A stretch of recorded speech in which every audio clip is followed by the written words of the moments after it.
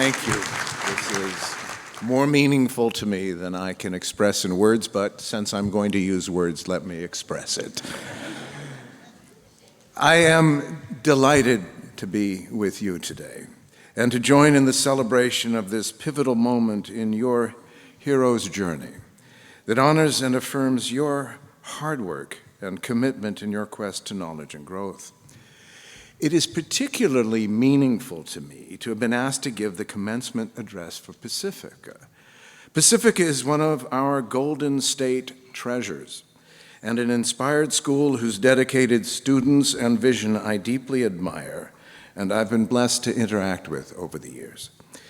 I'd like you to take this moment and to congratulate yourselves, to congratulate your inner hero and its hard work and the countless hours of study that you have invested into being here on this very special day to honor that which you have most definitely earned.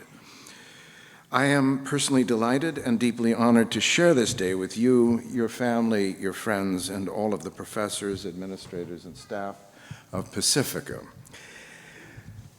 Know yourself. Be true to yourself. And never laugh at another person's dreams. These three simple and yet very difficult challenges were my artist's father's gift to me and became the guiding principles behind the journey and purpose of my life.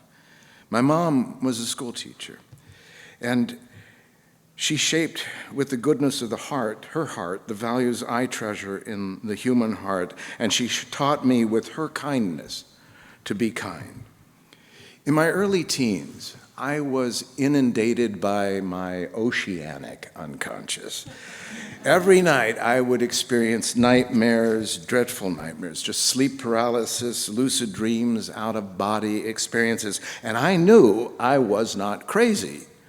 But I also knew instinctively that if I did not find a way to navigate this inner darkness and turmoil and make some sense of this profound overwhelm, that I would sound crazy and feel very isolated. I needed to discover tools with which to explore these altered states and implications in my own hyperactive consciousness. I was learning how not to drown in the realms of inner chaos that had neither meaning nor form, but pulsed with a sense of dread and infinite darkness. And my father would say, when you can no longer talk about something, paint it.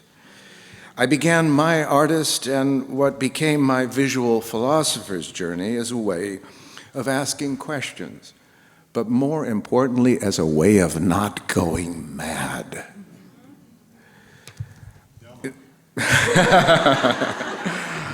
I fell in love with acting in a very early part of my life, as I had so much energy in me that wanted to get out.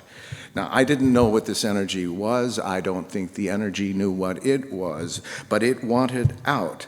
And I needed to create tools and context for my inner turbulence. Ever since kindergarten, I have always loved acting. And as a teen, I discovered that acting was the best approach for entering an inner creative relationship with the manifold characters within one's unconscious. You know, people would say, be yourself, and I always thought, well, which one? Acting is based upon embodiment and being true to one's character in the greater play. It cultivates role-playing and entering into the psyche of another by becoming the other and yet remaining yourself. This process teaches that the play, the ritual, is the thing. Much like how Joseph Campbell spoke of our human theater, mythic archetypes, and a hero with 1,000 faces. Joseph Campbell also expressed that the artists of every generation must reinvigorate the myths. One's inner artist is not a matter of approach, of product, but of approach. To reinvigorate the myths is to honor the hero's journey within and to recognize our essential part in a much greater tree upon whose branches we grow as leaves. In the process of seasonally falling away We describe the tree in our passing and finally touching earth and re-becoming seed and soil of future generations as the human ancestral tree grows from our seasons of being. We are the storytellers who live our stories, who become the stories, who transform the stories from within, not by escaping, but by transmuting inner difficulty, obstacles, and darkness. This is the art and divine alchemy of being human. And our human art is in our stories, and our stories weave our DNA into a tapestry of what one holds to be true and possible, or absurd and impossible. It is up to ourselves to begin to weave consciously, to tell the better stories of who we are as human beings, and why being human matters. It is upon ourselves to exert our free will, and to decide to embody the more worthy versions of ourselves because we can, and if we can, we must. Our times are a clarion call to the creative heart and imagination, and a type of artistry within human anguish that asks each of us to consider truly, what does it mean to be human?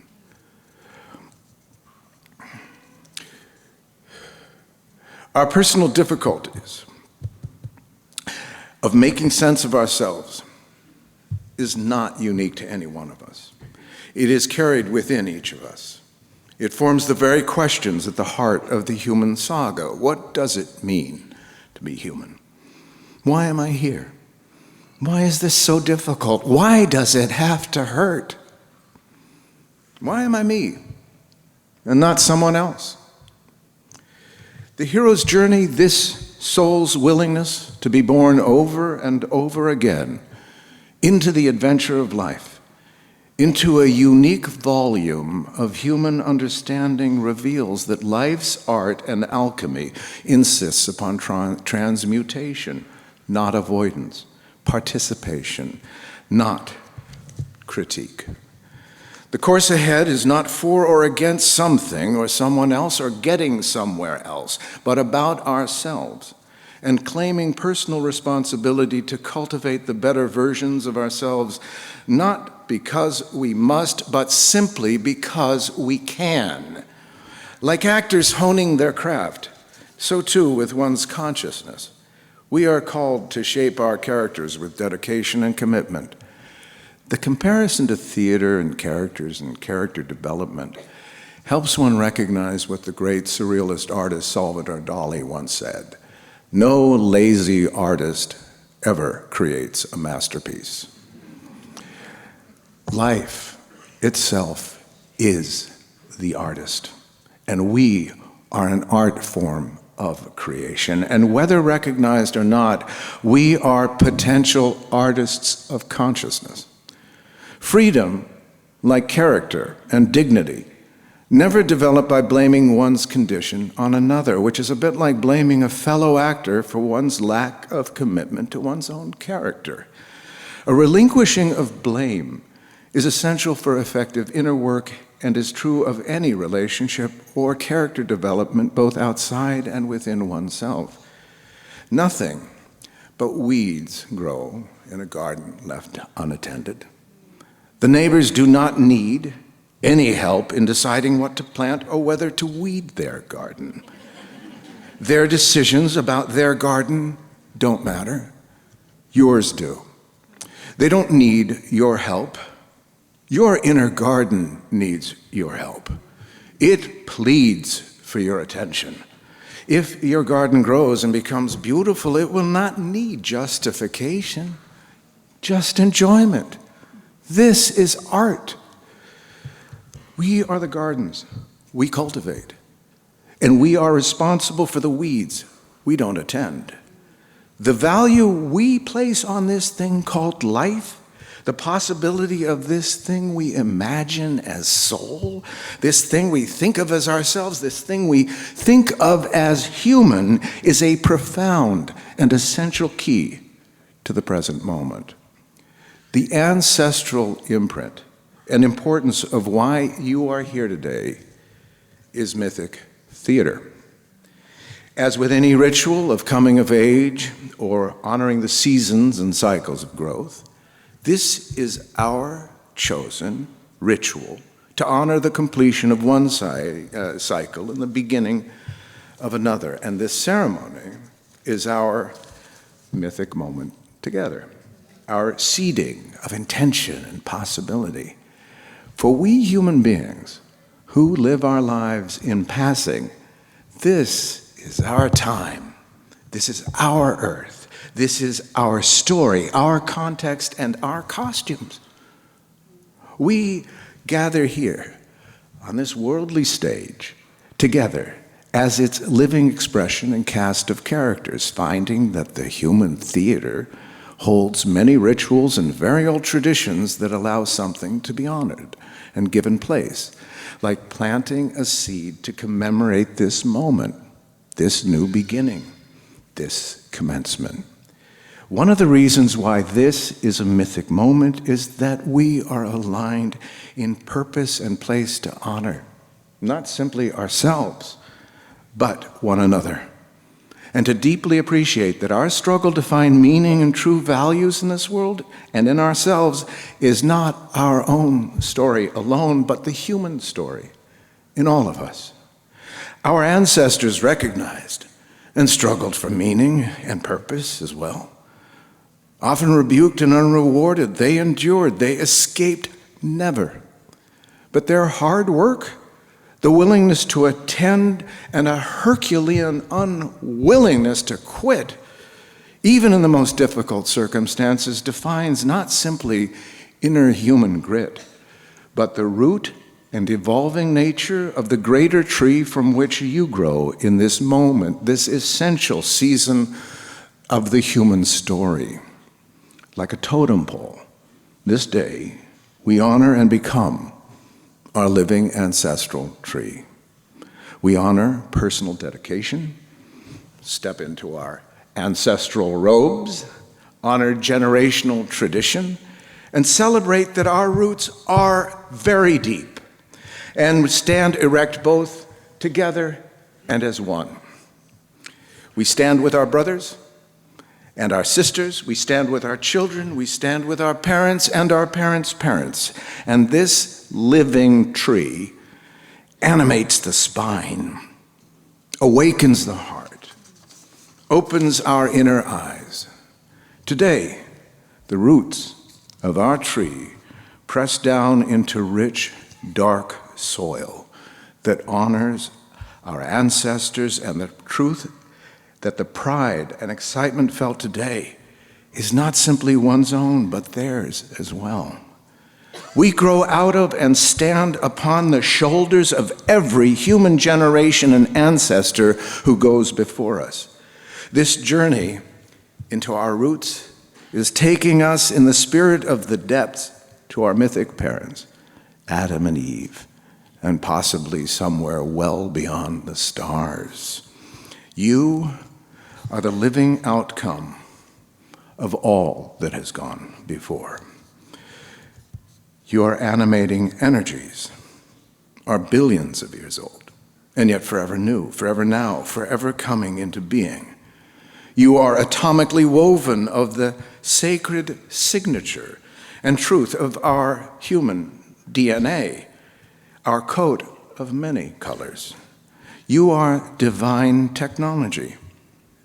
You are the incarnate genius of creation, a mortal, immortal being animated by cosmic forces and woven of earthly atoms capable of both unique identity and shared reality. This is your world. This is your adventure. This is your life. You are at the helm, and this is your unique dream of being human. Einstein said human consciousness transforms according to how it imagines itself in the stars. Only story and the stories we tell ourselves about who we think we are Only the stories and possibilities we honor or dishonor today can transform what we think of as reality. Reality transforms in accordance with the ideas and possibility of wonder or lack of wonder that it is animated with. If you want to change the world, change the story you're telling yourself about the world. That version doesn't really exist. It's in your head, it's in your body, it's your creation. It's the way you are composing the story for yourself. There are infinite variations on a theme of what and whom one thinks oneself to be, or what the world appears to be, which is why it is so essential to tell the better story. One's better inner story gives permission to reality to also tell a better story of itself. Now, reviewing the time you've spent in studies, the anxieties, the discoveries, the conversations and possibilities that led to this moment, now, like the root of a tree, hold you firmly in the soil, enriched and nourished by the hard work and effort invested during your years of study at Pacifica.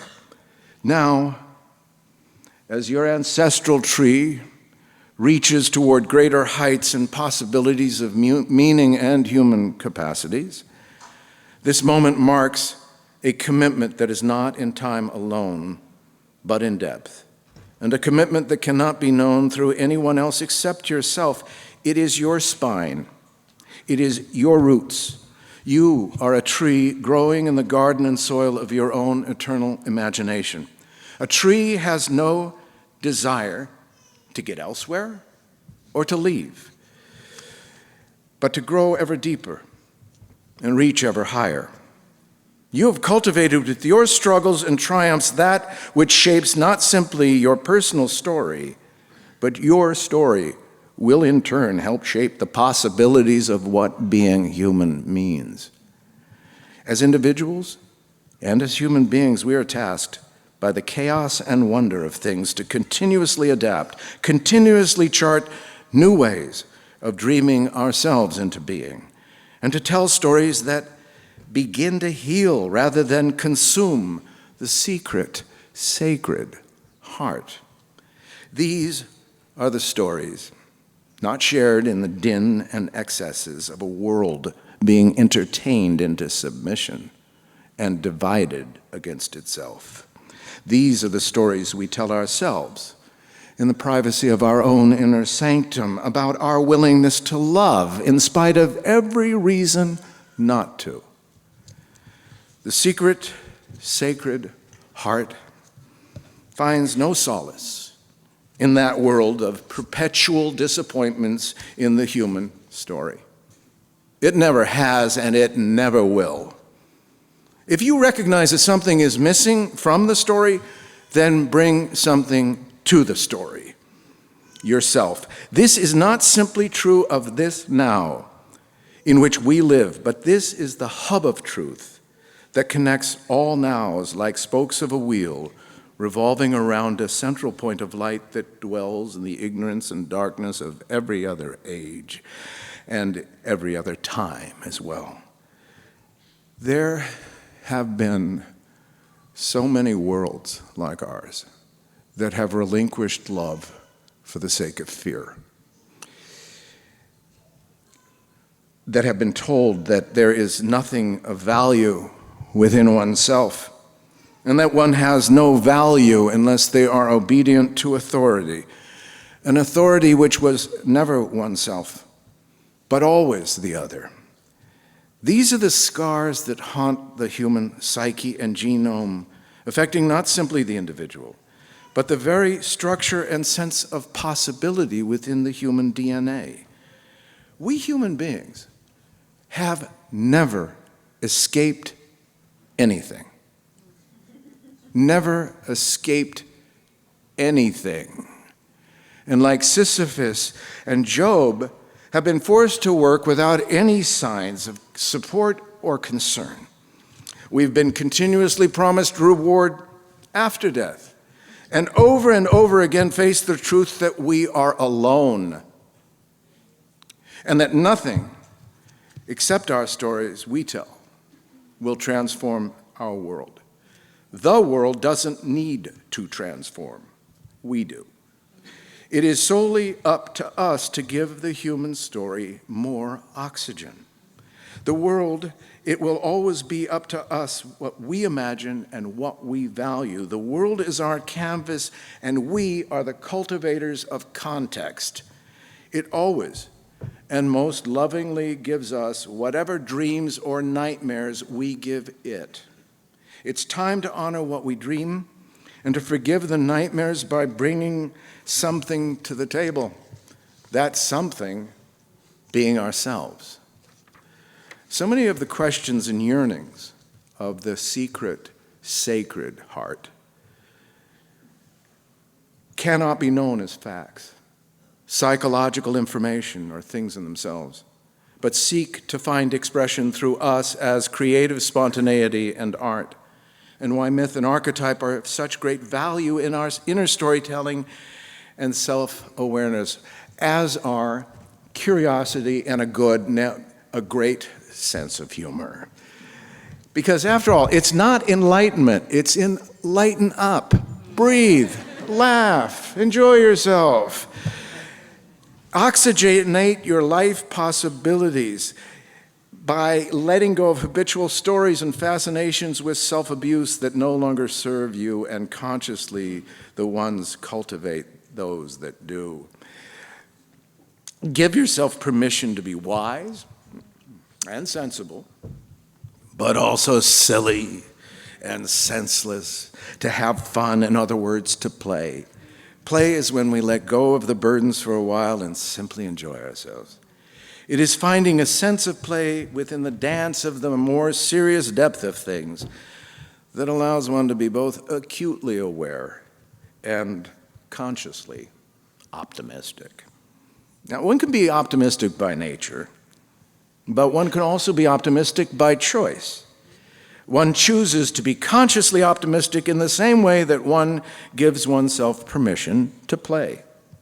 It is truly an act of free will. I choose to be optimistic. I realize all the good reasons why not to be, but I choose to say yes because yes is the more interesting idea, the more interesting option. And for me, it's better theater.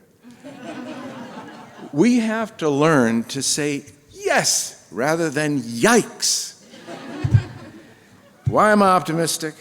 Why should any of us be optimistic? Well, first of all, we're not dead, and that's a great beginning. And secondly, being human is an amazing thing. An amazing thing. And as an elder, life has taught me many things. It's revealed many secrets that can only be known through the process of living life through its seasons. I see with inner eyes of the familial and intimate heart that reveal what I can only express as generational optimism, and why it is important to honor your hard work and take it in. Take it in. Let it sink in. You did it. You did it. Why am I optimistic? Because you did it. Because you did it, in so doing, you have made a statement with your life and your dedication. It is our free will alone that will embrace life's alchemy of transformation, personal responsibility, and growth. Let us adventure boldly into the journey ahead with optimism and courage, knowing that our stories and the responsibility we accept for them will have the power to shape and reshape the world and the story of what being human means. Congratulations, Pacifica graduates. The world awaits your brilliance, and indeed it does. And your willingness to tell the better story is often overshadowed in this world of cynicism and criticism. But today, we are reminded of the transformative power and mythic significance of storytelling, self-discovery, and honoring one's hero's journey. As graduates of Pacifica, may you embrace your unique journeys with courage and optimism, knowing that the legacy of generations go before you. Congratulations on this significant life accomplishment. And may your stories inspire hope and change in the world. Tell the better story of being human simply because you can. And if you can, you must. Congratulations, bless you, and thank you.